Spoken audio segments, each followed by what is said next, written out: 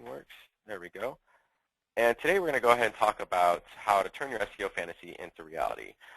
Again, we're going to go through some of these steps on how to create a user-friendly SEO-friendly website, claim and update your online profiles, get started on different things with social media, how to integrate multimedia, whether it's video and things of that sort, how to jumpstart your traffic with paid ads, as well as customize and create content. So with all the recent algorithm changes and updates from Google, Bing, and all the other search engines, SEO is really more important than ever. And additionally, with the recent technology and different trends in online and mobile search engine optimization is imperative to getting found by consumers that are in your local market. So again, we're going to go through these topics. And again, if you have any kind of questions, feel free to go ahead and type them through. So when experts basically say SEO is dead, they're kind of talking about the old search engine optimization methods, really focusing heavily on keywords, backlinks, those kind of things. And with the continuous search engine algorithm updates like Hummingbird, Panda, those kind of things, it's essential to make sure you're following best practices for SEO and what SEO has to offer. So really the great news is that all these updates by the search engines have created an environment where a user-friendly website is really synonymous with optimizing your website search engines. Algorithm updates are really efforts by search engines to enhance the online user experience and really just in general to get them to the websites that they are interested in, to make sure that they're relevant to what they're searching for, make sure that if they're searching for a particular website in general, if it's really delved deep into a specific symptom, if it's delved into something that they want, a particular service, that they're able to find not only your website, but maybe even that particular page. In the year 2015, just so you guys kind of know, mobile online searches will outnumber desktop searches. That's just based on the fact that a lot of phones are smartphones now. A lot of phones are becoming a lot more accessible.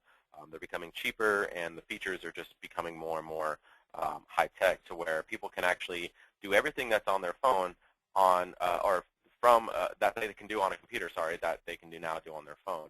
Phones are really kind of just mini computers now. They all come with processors. They all come with, gadgets or whatnot, and it's something that a lot of people are going to be using because they're always on the go. They're always busy. And it's going to change the way that search is being used as well as the way search is going to be evolving.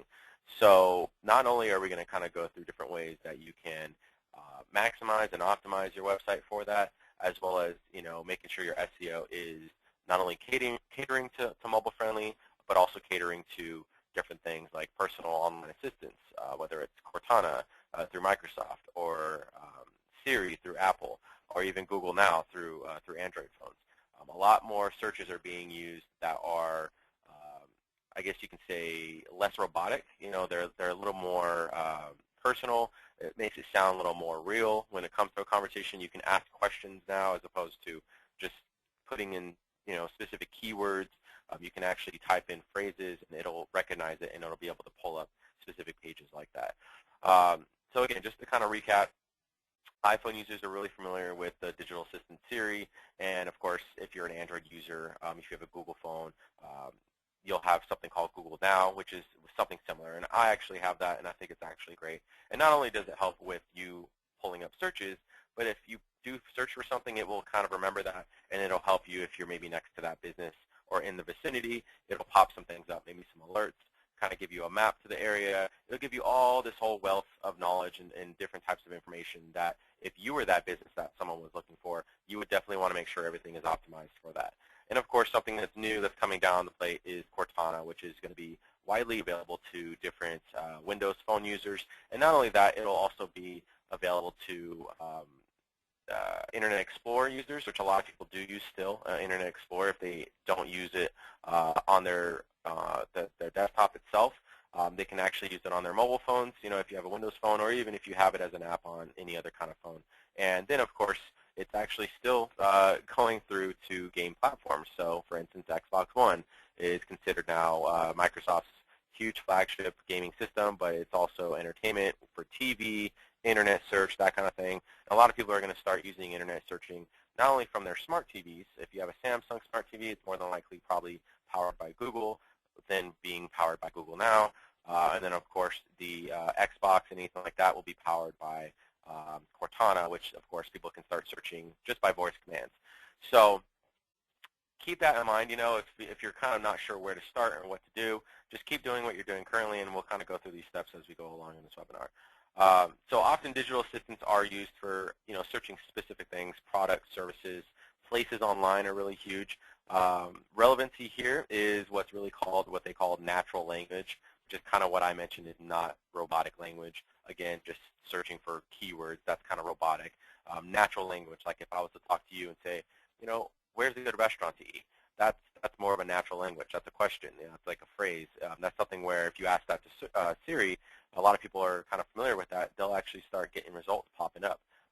So they're going to have that not just with Siri, but with a lot of other mobile devices as well. And the last major reason for SEO is the pure and simple fact that the internet has become the new word-of-mouth channel for consumers. Optimizing, taking control of your online presence allows you to really closely monitor and respond to consumers who discuss your business or services online. Okay, so again, natural language, make sure that you are searching for something like that. If you actually are looking for a business, try it out. Try it on your phone. Try typing a phrase in the search engine on your desktop, see what pulls up, and then even see, for competitors, if any of your competitors are pulling up that way, and maybe see what you can do to try to pull up that way as well. One thing so everyone knows, just because I know this is probably going to be a question coming up, how do you optimize for that? How do you optimize for word of mouth? How do you optimize for people when they ask questions, those kind of things? The perfect example and a perfect way to do that is put maybe an FAQ page on your website. FAQ pages are great because not only they're really condensed with a lot of great tidbits, a lot of keyword-rich material, a lot of questions, phrases, the natural language type of thing. And let's say you're a doctor that gets a lot of questions all the time, and they're just very common questions that people ask, from time to time. You can even probably ask your front desk, what kind of questions do people ask on the phone all the time? What kind of questions do people ask when they come in? Type those up in a FAQ, and basically just type up, 10 to 15, maybe even 20 questions, and then below that, put the answer to it. It doesn't have to be a long, lengthy answer, maybe a couple sentences, maybe a few sentences.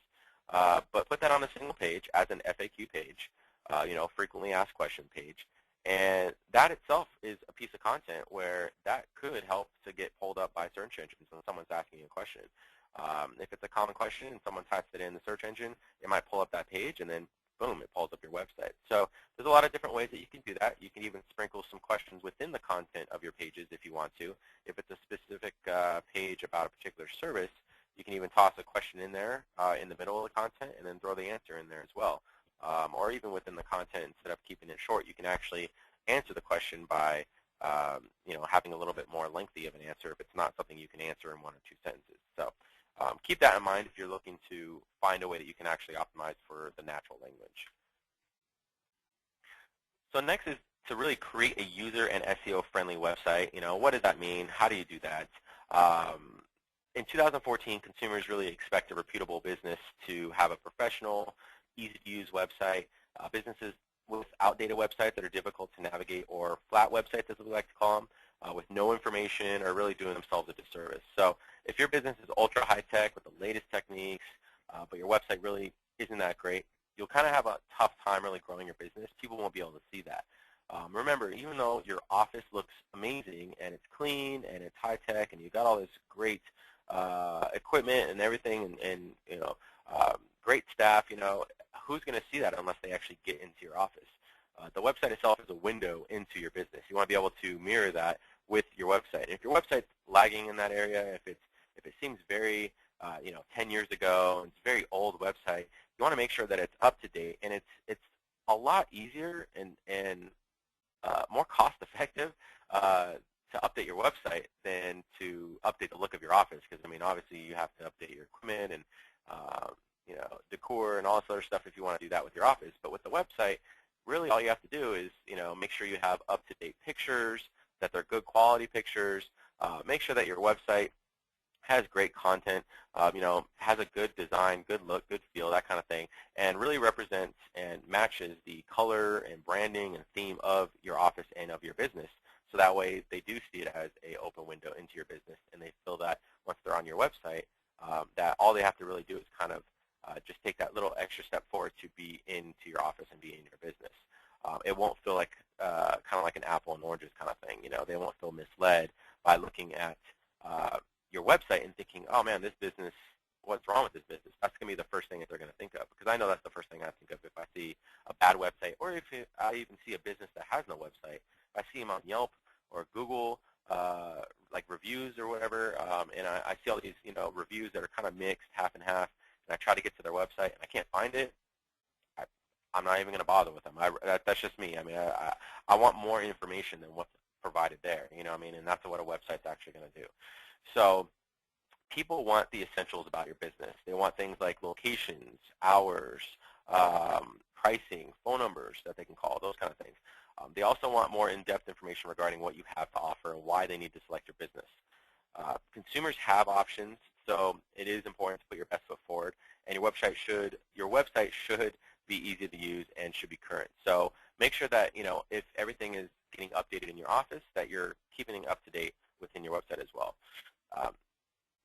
Interesting thing that really that I kind of think of is that Google and Bing can spot these websites too, and will really kind of tend to rank these websites a little bit lower.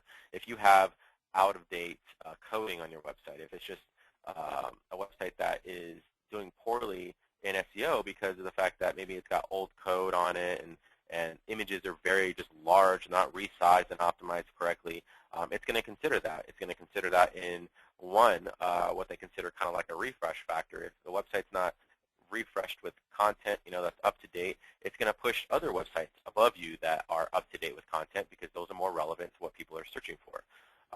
If it's a website that takes forever to load because it's got old coding on it, or big images, or just things that are wrong with the website because it's just very old, Google considers that. They consider site speed, time on the site, like how long does it take for a page to load on your website. If it takes too long, it's a bad experience, and they're going to bump it lower compared to websites that will load faster and have a better experience. So there are a lot of little factors. I mean, it's not like really just a boom, boom, boom, this is how you get to the top page of Google.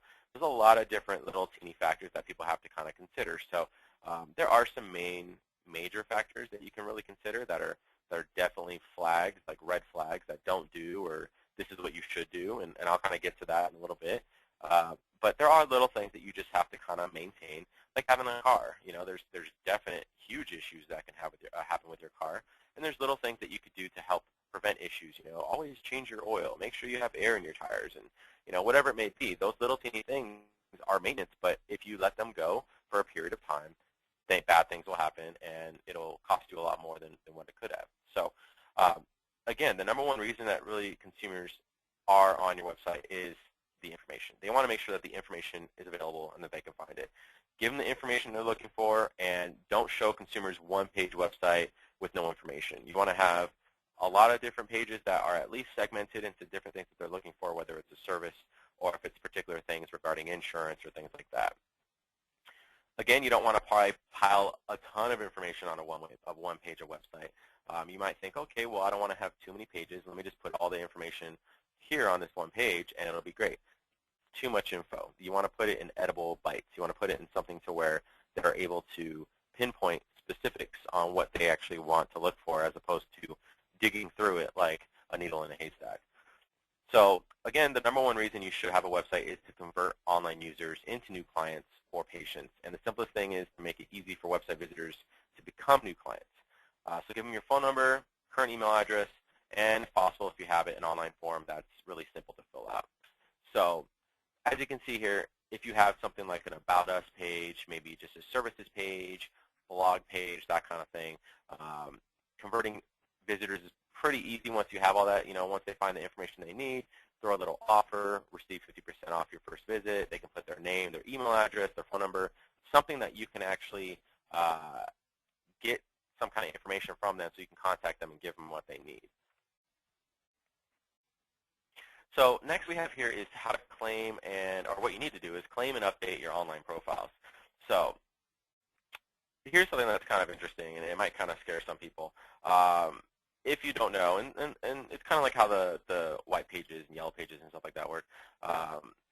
If you are online and if you have a website and you haven't done anything with any kind of online profiles at all, you might be surprised to find out that you probably have multiple online profiles already out there.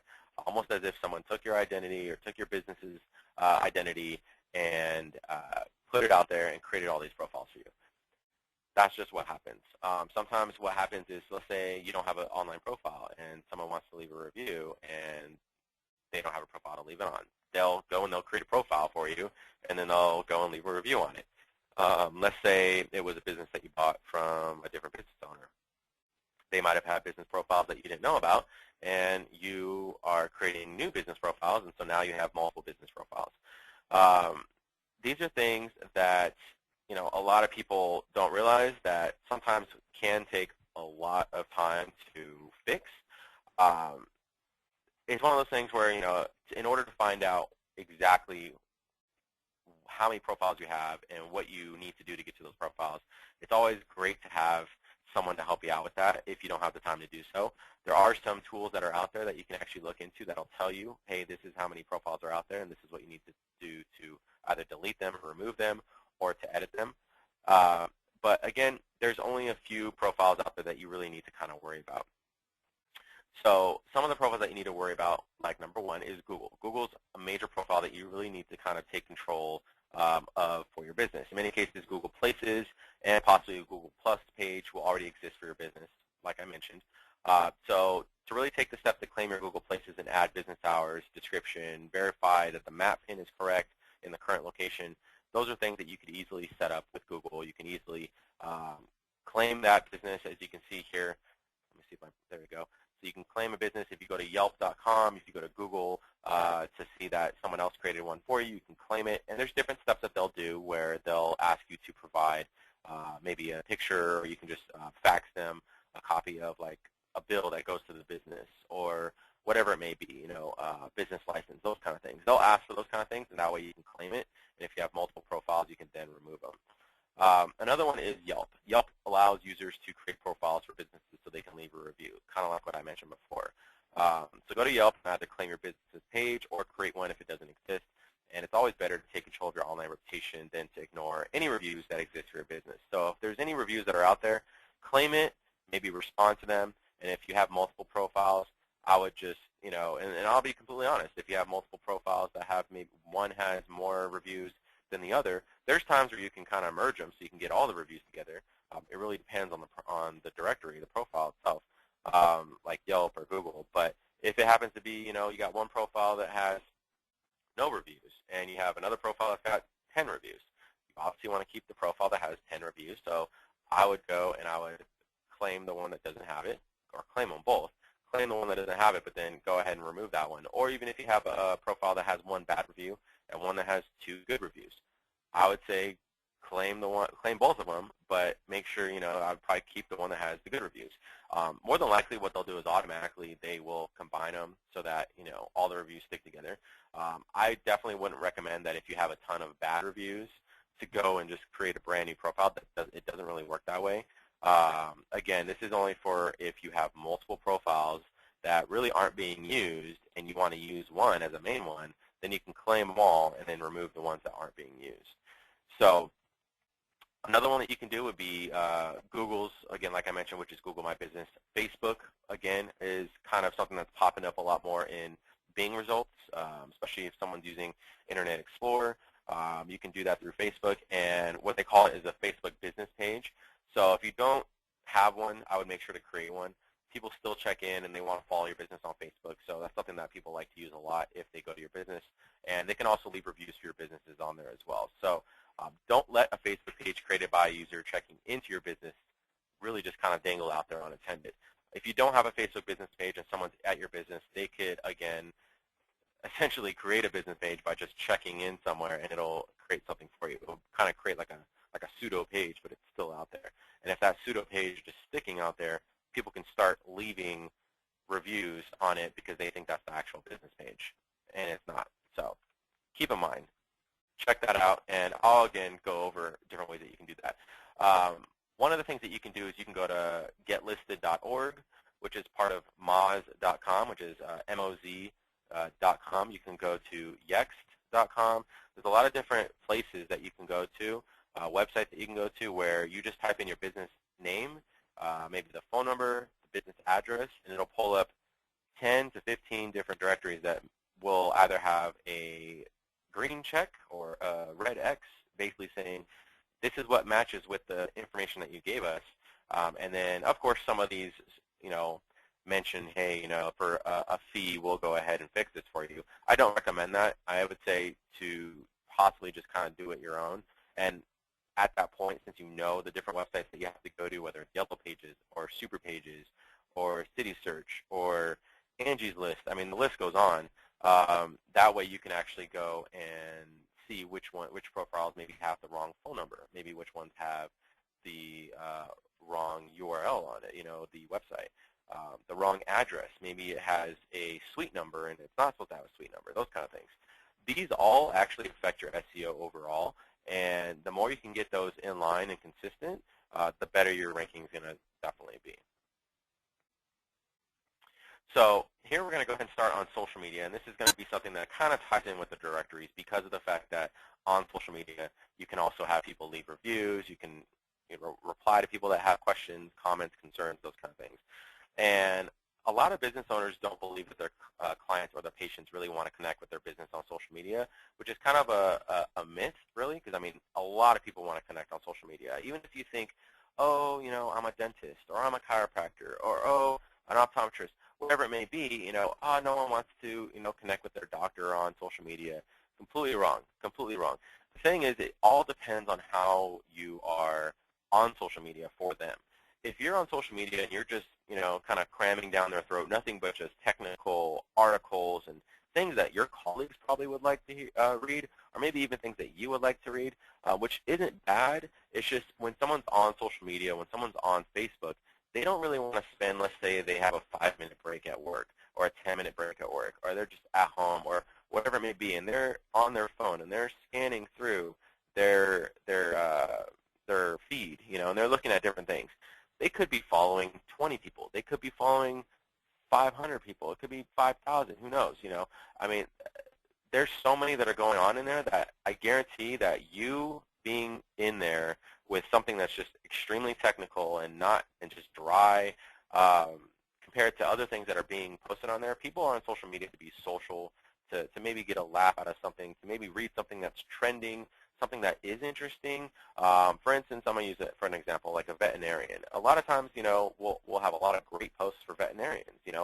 Everyone loves animal posts, cats online, everyone loves that stuff. But something that would be kind of informational, something that would be not necessarily technical, but something that would be interesting for people that would really want to know is if there was some kind of ban on like a pet food or a recall, those kind of things, or like on a pet toy, or new technique, for like chiropractors or something like that, or something interesting in like technical world for like, eye surgeries or something, that has to do with like LASIK, or maybe like check out these new lenses, like things that are kind of maybe even techie, cool, that are in, now, even if it's something that's just funny that kind of gets them to laugh. The whole point is to get them to engage, because if they like your page, even though they'll like your business, if they like your page, their friends will also be able to see anytime that they engage with you. If they share it, if they comment on it, they like it, those kind of things, they'll be able to see it. And the whole point is that social media itself as a platform is free. It doesn't cost you anything to sign up. The only thing it costs you is time, and the time management is something that not everyone has. And we definitely can help you out on that part. But the fact is, we want to get people to engage with you, because the more and more people you can have notice or even know about your business, the more chance you are to get new patients through that. Because a lot more people, even though they like to see reviews, a lot more people want to know by word of mouth or through online what their friends and what their families are going to refer to them. If I had somewhere, like I had a doctor that I had to go to, and I had a great experience, I'll probably leave a great review. Awesome. But if I go and I tell friends and family, I guarantee they're probably going to take my word for it as opposed to maybe some random review. Now, keep in mind, there might be 50 5-star reviews on a business, and they're like, oh my gosh, it's the best place ever. I guarantee if a friend or family told that person, you know what, don't even read those reviews, that's the worst business I've ever been to, trust me, they're not going to go there. The power of friends and family, like, influence and reviews in that sense Unless, I mean, it's not 100%, but I just guarantee that that's what's going to happen. And that's what Facebook, that's what Google+, that's what Twitter does. Anytime someone recommends a business online or shows the fact that they like your business on social media, it has unlimited capacity in order to reach people, because of the fact that you can reach every one of my friends, and if they then like your page, then you can reach their friends as well just by them engaging. So that's why we want to keep the posts, friendly, funny, nothing that's too dry, nothing that would be like considered a page of content on your website. If it's a blog, let's just say, and you want to put it on your social media profile, that's trending and that's something interesting, yeah, I know, great. But again, keep all the dry stuff away. If you want, keep it on your website, for information if they want to get that stuff. But social media, don't be a party crasher. That's the social media is kind of like coming in and you're just like, hey, let's go to a party. Let's go like read a book or something. It's like, no, people want to go there to socialize and do that kind of stuff. Okay, so let me go back real quick. Optimize your profile same way that you do all the different directory listings. You want to do all the information the same. Your hours, your map listing, all that stuff you can do through your social media profiles. Post, share, those kind of things. Again, like I mentioned, that's ways that you can get people to see and notice you. Again, if anyone is following you, if they leave a comment, comment back. Thank them. If they like your page, maybe leave a comment. Say thank you. Those kind of things. Engage with them. Let them know that you aren't a robot, that you're not a machine, that there is someone behind the screen, that there is someone behind the profile paying attention to them. Just as an example, and again, I'm really kind of winging this topic here because I have a lot of stuff that I have to talk about with it. I went to a restaurant over the weekend, and I love the restaurant. It's great. I've gone there multiple times, and I posted, online, social media that I liked the restaurant. It was eating there with some friends, and I got a response from them, and I noticed that they respond to every single person that tags them or checks in or mentions them. Every single person that does that, they respond to, and it's not some canned response. It's not some like, oh, thank you for visiting, like nothing like that. It was personal, as far as they would literally take exactly kind of like what you wrote. Like if someone went and watched a movie and then they went to go eat, they would mention something about that movie and then say at the end, thank you for visiting us after the movie, and hope you enjoyed your food, that kind of thing. It was very personal. It was very just like, hey, we're here to listen. We appreciate your business. And I guarantee people love that. They like that. They like it when a business appreciates their business because they're spending money with you. So just remember that. Again, like I mentioned, blogs, you can toss your blogs on your social media. That really helps. That helps to give you some content if you're not really sure what to post online on social media, as long as the blog isn't dry and boring in the sense that it might, detract some people. You want to, keep it to where if it's interesting, seasonal allergies or whatever it may be, something that will kind of follow along with the season. That kind of tends to get spikes people's interest. Multimedia is a lot of different things that you can kind of consider with SEO overall. The blogs, the picture gallery, the online videos, the images, these are all things that you definitely want to make sure are not only optimized, but are focused on what people really want. If it's a page that's on a specific topic, make sure the image is about that. If it's an online video, whether it's a client testimonial, things like that, make sure that, if someone's searching for something, that it's based on that itself. Remember, a picture is worth 1,000 words, but a video itself is worth what we like to call 1,000,000 words. In addition, including different text on the website, integrating all these different types of media on your website really helps out. Putting a video on a service page where the video is about that. Or if you have a testimonial from someone that had a certain service done or procedure done or whatever you want to call it, you can put that on that particular page, and it'll kind of speak words to them a little bit more. Maybe they won't read the content on the page, but if they see a video, they're more than likely to watch a video for 3 to 4 minutes, just because they'll be engaged with it. And the time on site helps to increase your SEO as well. So one thing that you can do, again, to really kind of jumpstart your traffic is paid ads, different PPC, pay-per-click, those kind of things. If you're not too familiar with that, it is something that is a little higher level. It is something that does take a little bit of time, a little bit of spend to really kind of, I guess you can say, crack some eggs to make the omelet. And it does take actually a fair amount of time. I'm not going to lie. It does take a fair amount of time to to get started and maintain, but once you have it going, it definitely helps, and it definitely does increase your traffic and hopefully increase the targeted areas that you can reach people. As opposed to really kind of sitting there and waiting for people to find you, you can really target certain areas if you live in, if your business is in a particular area of the neighborhood and, few, blocks down or, few miles out, you really know, hey, this is where a lot of people are, but how do I get them to find me? Paid ads is a great way to do it. You can target that specific area. You can target a particular zip code, a certain area. You can exclude certain areas if you really don't want to have those areas targeted. There's a lot of different things you can do with paid ads, and it's something that will help to jumpstart the traffic if you're a new business, if you have a new website, and you really need to just start getting views on your website. Pay-per-click is a great way that you can actually do it. So different platforms like Google AdWords, Bing's AdWord Network, Bing's Ad Network, AdWords is Google, allow businesses to really target consumers, again, like I mentioned, by region, the city, and even little neighborhoods. Key terms in the PPC ads themselves enable businesses to put their ad in front of a consumer who's looking for their business. So in the ad itself, as you can kind of see here, local chiropractor, okay, top-rated chiropractor in Mission Valley. You can target that specific area. You can have specific keywords, neck injury, back pain relief, those kind of things. You can also have particular offers, get rid of back pain for $29, no outrageous fees, whatever it may be, you can actually target it. You have a little bit more flexibility with that.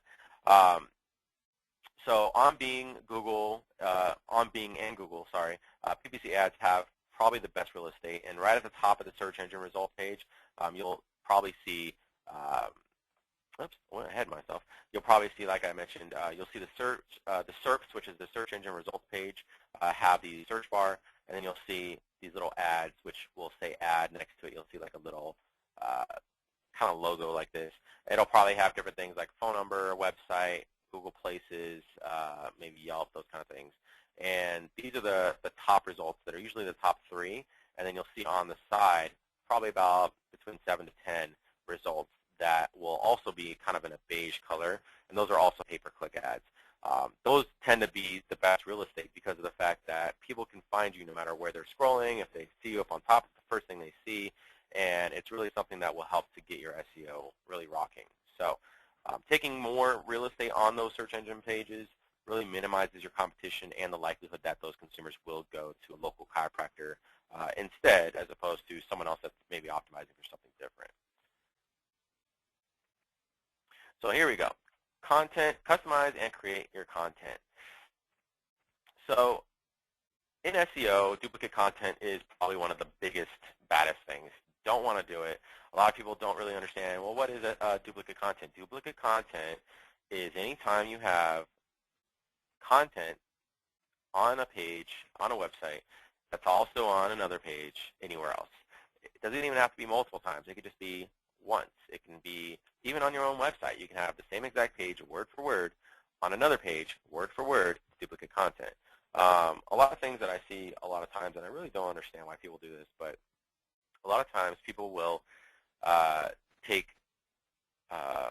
content from WebMD or Wikipedia, and it doesn't make any sense to me because, first off, I mean, from an SEO standpoint, it's duplicate content. You don't want that duplicate information because it's going to hurt you in the long run. I mean, and if you have enough duplicate content, you might not even show up on the search engines at all. But second, it doesn't give you any kind of authority, any kind of clout as far as being the authority on that topic if you're pulling content from Wikipedia. Now, not a lot of people will know, oh, this is content from Wikipedia. That's fine. But you want to make sure that, the information, because sometimes the information on Wikipedia can sound robotic. And sometimes, I mean, there are some times, and maybe I might be a little biased because I see it a lot, but there are times where you can tell this content looks like it was taken from like a brochure or it was taken from, like Wikipedia. You want to make sure that people understand and know that you are the authority on those topics, on those pages, on those services. And that will help to make them feel more comfortable to go into your office, into your business, because of the fact that you know what you're talking about. So the best way to avoid duplicating your own content by accident is to customize all your web pages. personalized website by discussing your particular services, different products, those kind of things.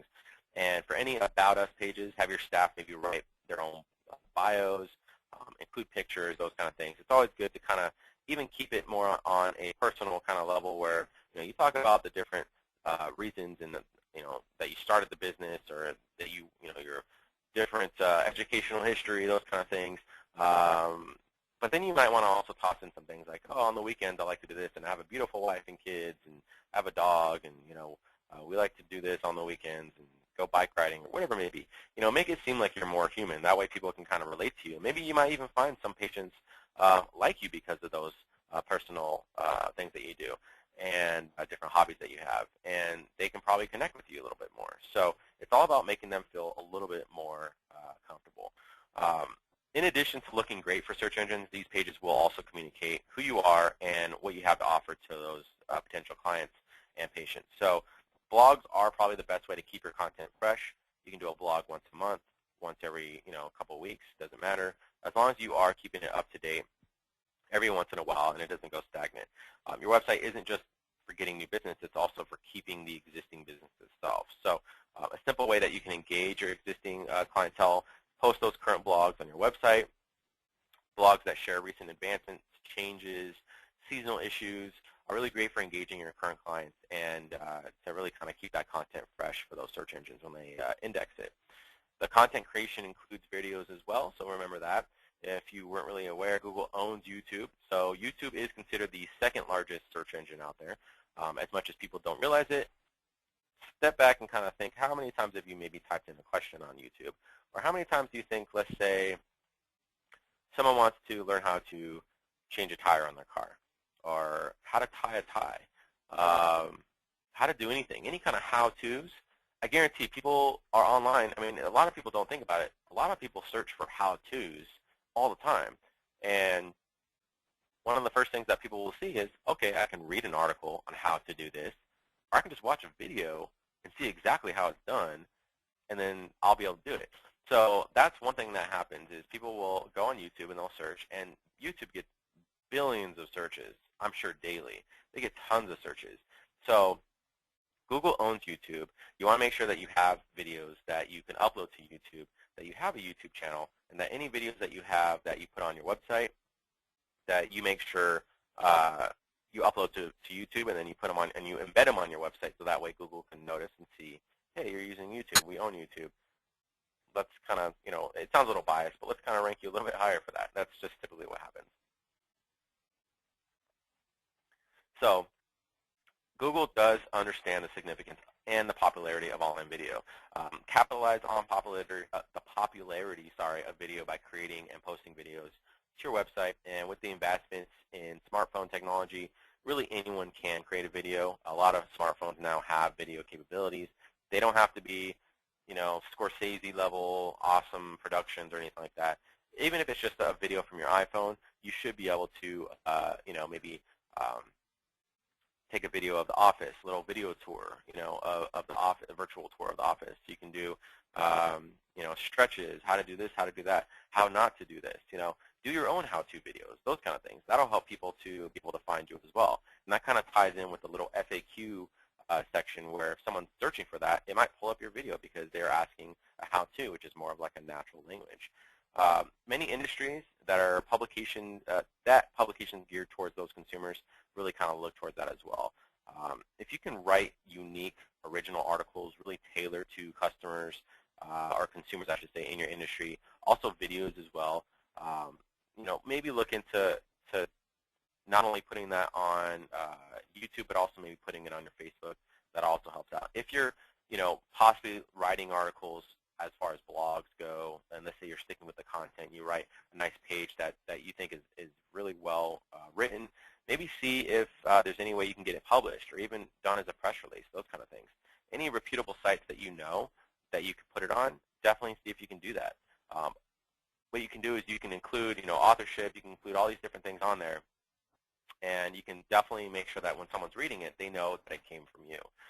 So just remember, doing so and doing all this stuff really starts to build up your reputation as a thought leader in your industry, and people will start to read that. And not only that, not only consumers, but people that maybe didn't think about going to your practice, maybe didn't think about taking up some of your services, will maybe even think about it now that they read your content and they saw your videos. A lot of these things tend to help people in their buying decision. So in conclusion, just want to kind of mention two things. SEO isn't dead, and SEO is always evolving. So as you heard, a lot of people might mention that it's dead. It's not necessarily dead. It's just some of the older techniques have changed over time. And staying current on these SEO trends and changes in SEO and the search engine algorithms is really essential to ensuring the continued success of your optimization efforts. So if possible, partnering with a true SEO expert will enable you to focus on providing the services that you were trained to provide while still building up your SEO. We want to make sure that you are focusing on your business as opposed to focusing just on the website, because you have, your time is limited. You want to be able to focus your time on what you practice. So we always tell business owners to be really wary of an SEO expert who really promises quick results. SEO is not really quick. It takes a little bit of time. It's kind of like a credit score. It takes a little bit of time to kind of build up. But it can be a lasting process, but really only if it's been properly tended to. So even today, SEO really continues to evolve to take into account consumer preferences, technology trends, all those different things that are changing. And turning your SEO fantasy first page rankings is possible if you stay current on SEO trends and put in the necessary time and effort. So remember, it's really all time management. It's really kind of all based off of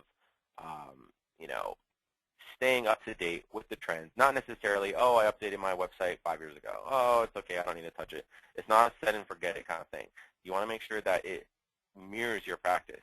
And if you feel like it mirrors your practice, then then you should be good to go. It's just a matter of making sure you remember it's a mirror into the practice, the window into the practice. People can look into it and see exactly what your business looks like before they actually step foot into it.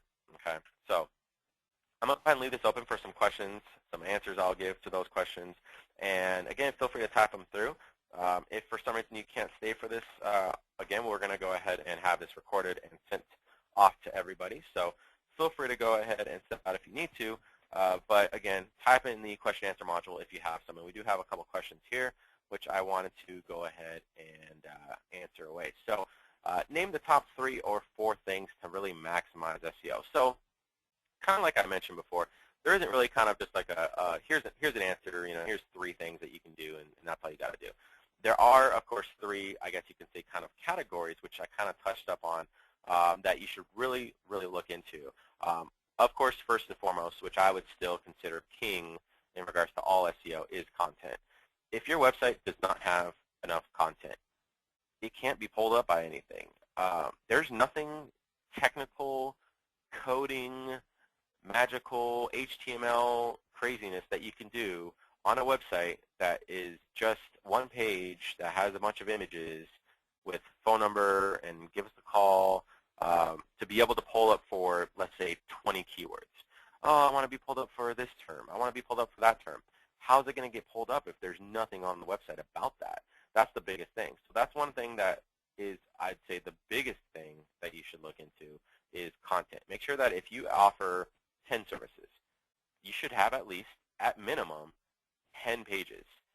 I would consider more because I don't think the home page should be kind of like an overall, this is everything that we kind of provide. This is what we have here. Come into our business, that kind of thing.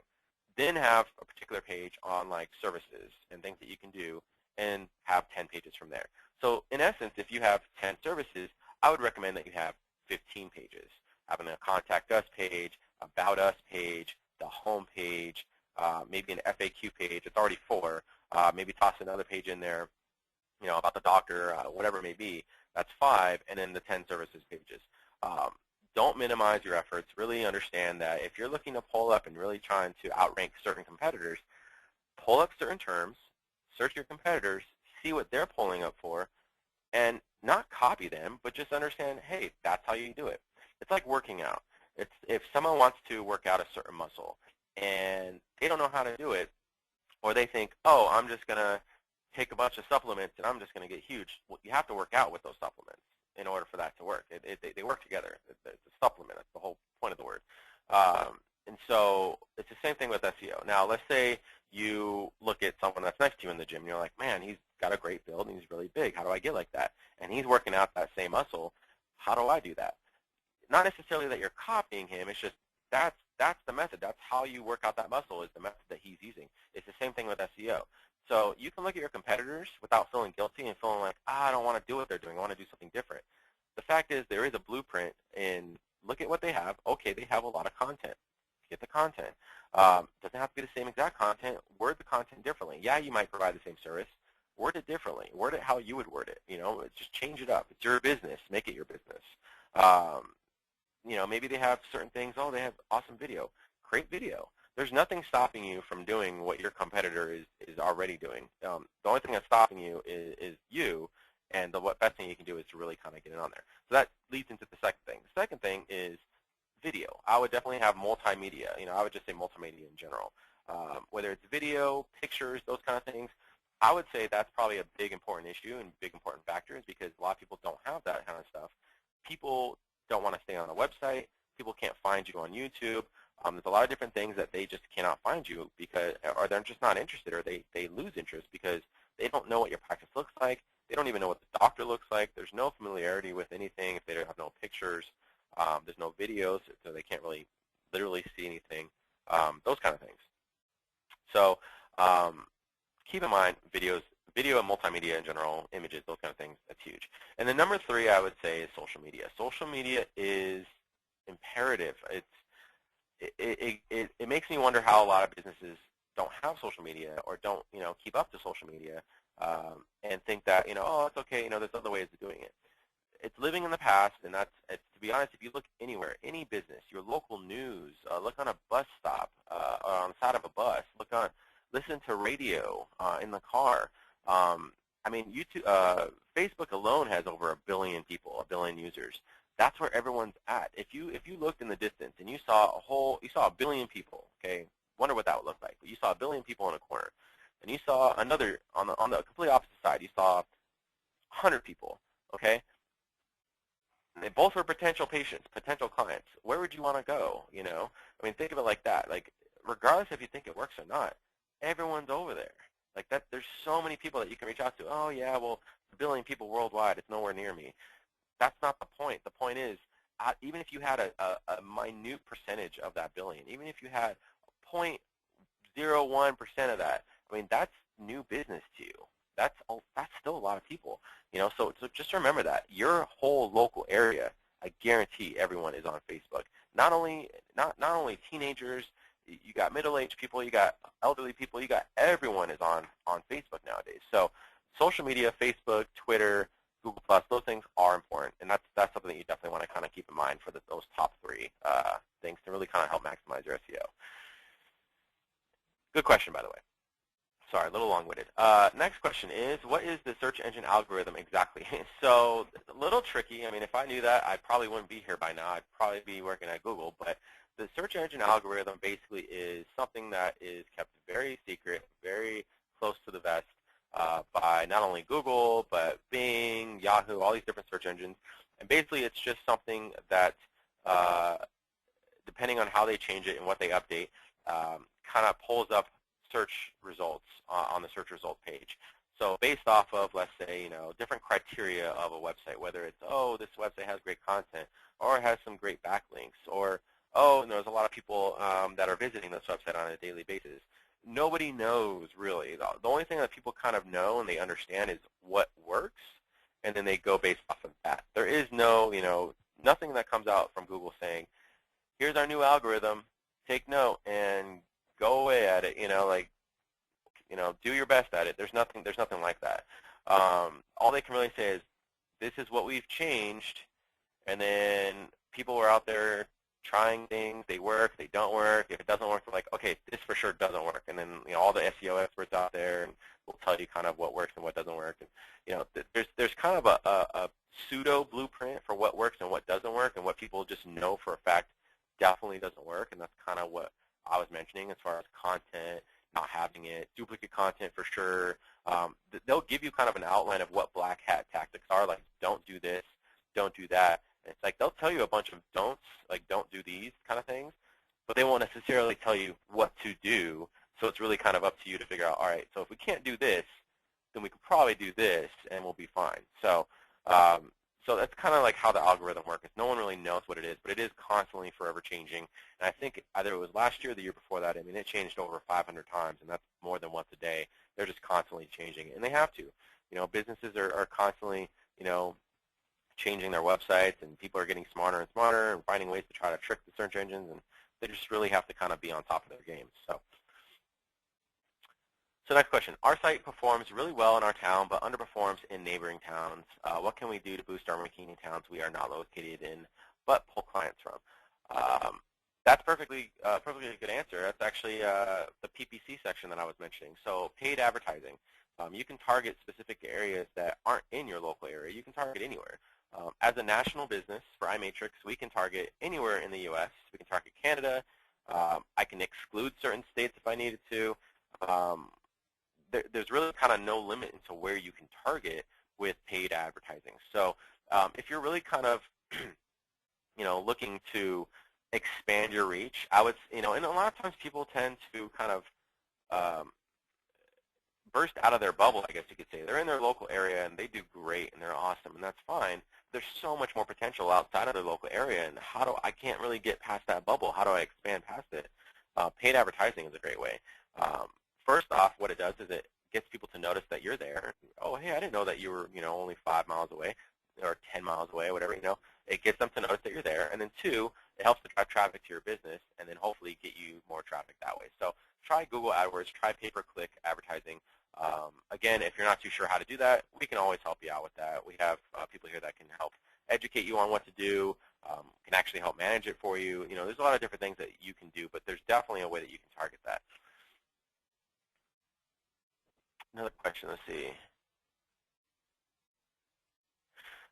If I make a change to boost page ranking, when should I expect it to work? How soon should I measure success or failure? Honestly, I mean, let's say you make some changes and you're trying to see some kind of boost.